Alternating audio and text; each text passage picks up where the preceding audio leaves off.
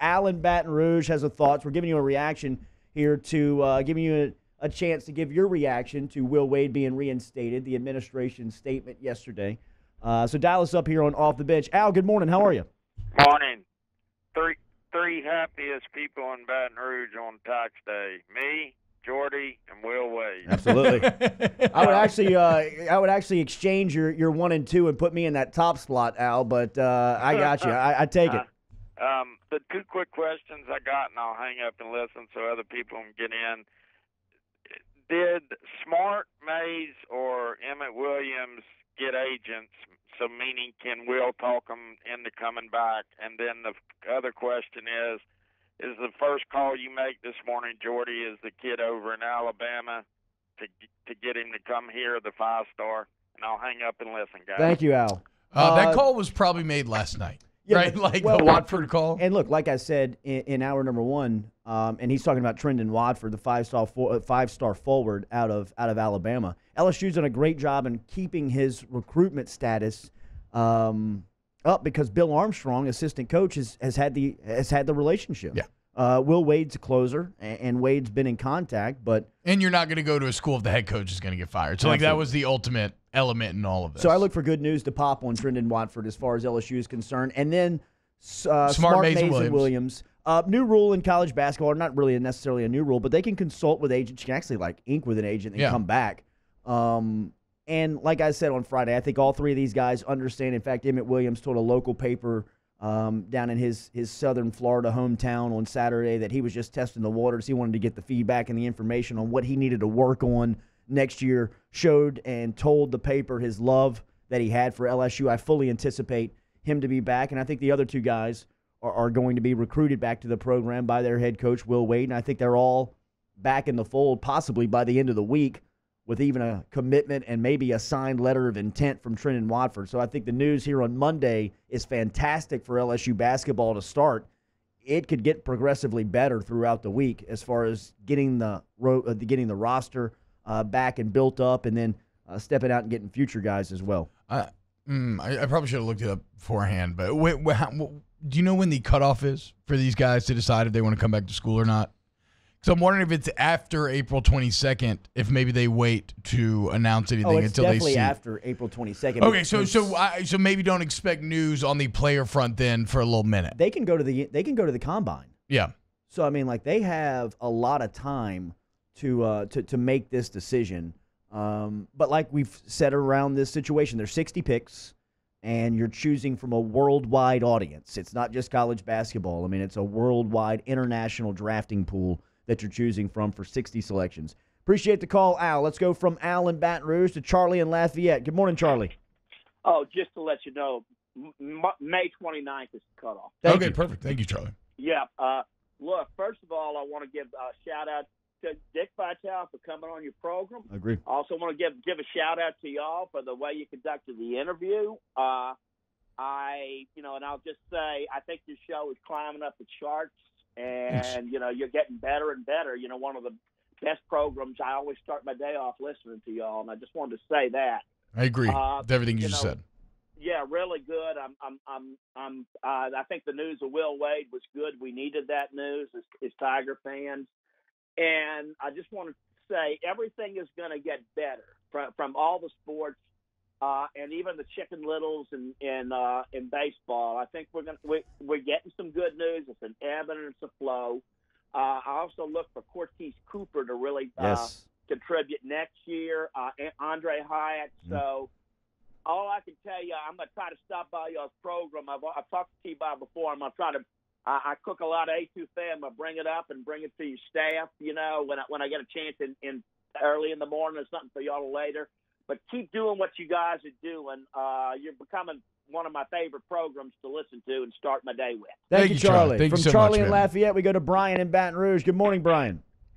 Good morning, T-Bob. We are in the end game now. Oh, wow, yes. This is my guy, Brian Wood, Moves on the Brady podcast. And yes, Avengers Endgame right around the corner. Oh, I thought he was talking about God. No. But he is excited about that as well. Brian, what do you think about the Wade news? So I think we should all just go find that lawyer that Will Wade hired after he fired his last one and go buy him a drink. That's true. I mean, that seems to have been the answer to all this. Look, I know I'm not a very, very popular guy in Baton Rouge with my opinion of Joe Oliva. What is it?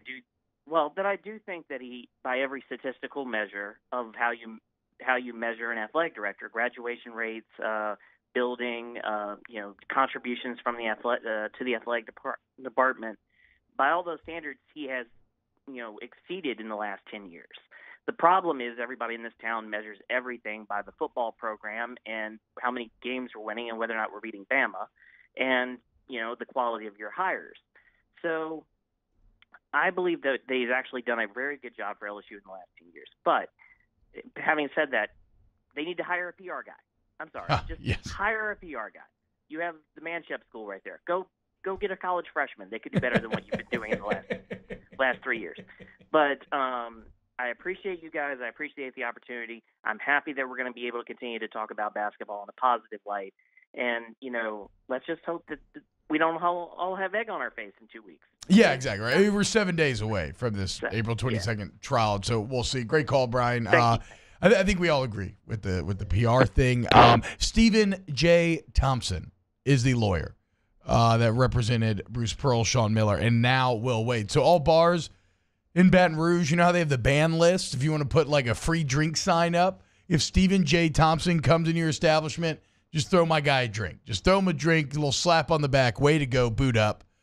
SEC championship. The SEC we're back. We're back. The team that just won the SEC regular season championship is back. Screw Nate Oates, whatever other coaches, Kermit Ruff, Eric Musselman, whatever. Whoever wants to come in the SEC.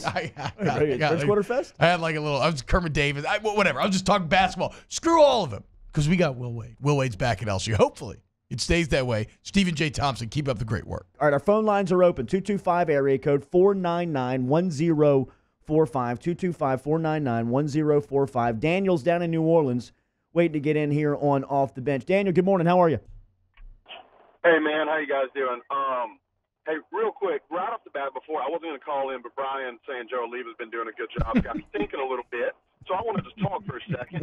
But before I do that, I want to give somebody some credit that we haven't been talking about because all the other news.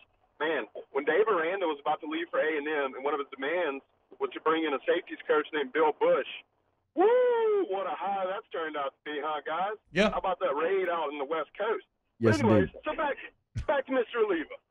So he's been doing pretty good over the past few years, right? Like when he wouldn't let Les hire Dave Aranda in 2015. We hired Kevin Steele and lost those games where we were dropping 40 points against us. What about when he hired Jimbo Fisher? Or what he had to deal with Tom Herman? Or his hire of Johnny Jones? Or, oh, my goodness. Does anybody want to talk about the Duke raid case? Let's just skip over that one. We'll stick with LSU stuff. How about when he hired Trent Johnson? The one he passed on Tony Bennett, the guy who just won the national title, to hire Trent Johnson, who Stanford wasn't going to extend after they made the NCAA tournament because they were like, nah, this dude can't recruit. He just has the Lopez twins. But he had no sight. Okay, what about that Hurricane Matthew disaster? It's not like he traded an 11 a.m. Florida home game for a night game, right?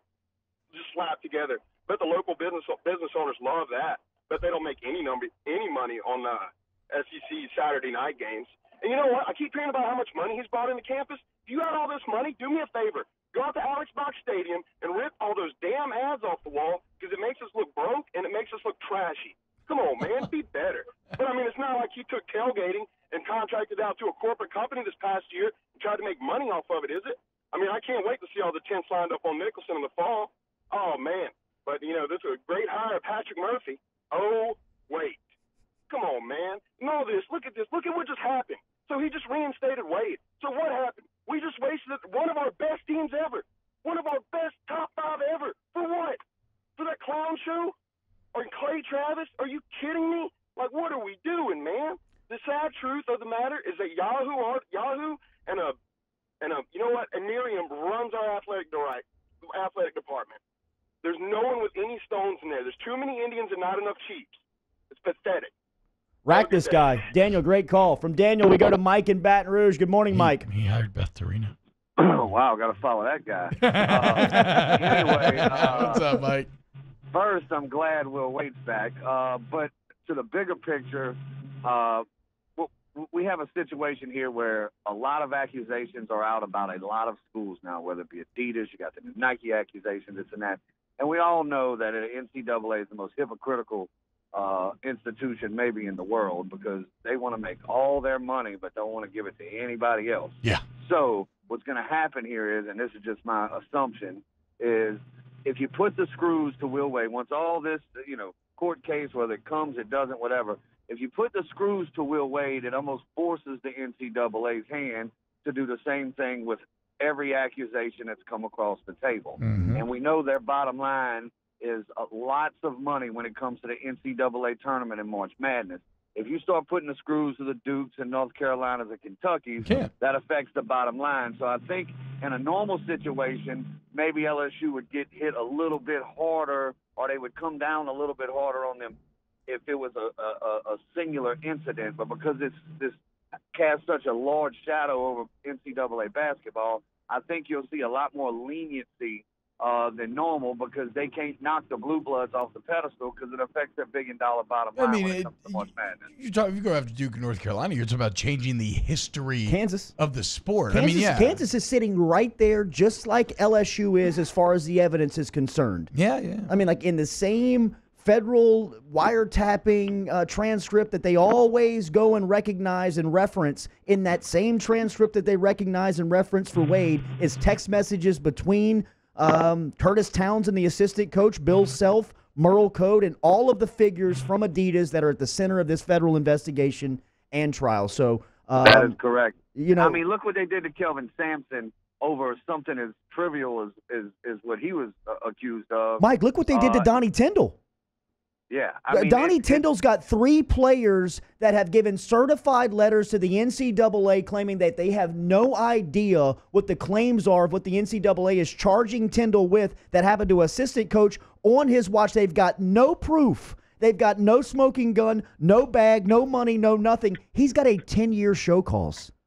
Like I said, they pick and choose in a normal circumstance who they go after and how hard the hammer gets slammed down. But when you got so many big names involved in this, I don't see how they can. No, it's a great point. So the leniency is about to happen. The NCAA. Thank you, Mike. Like we said, the NCAA was no part of this. If you talk about what's easier for the NCAA to engage in, is it a widespread investigation looking at like 20 to 30 schools and trying to do the legwork and uncover? Is that the easier play here, or is it saying, you know what? We looked, we couldn't find any hard evidence. It is what it is. Now let's talk about how to fix it, right? Because to me, that seems like the path of least resistance. Like, how can we avoid creating this black market in the future? And then go right back to what Dick said. Off the bench with.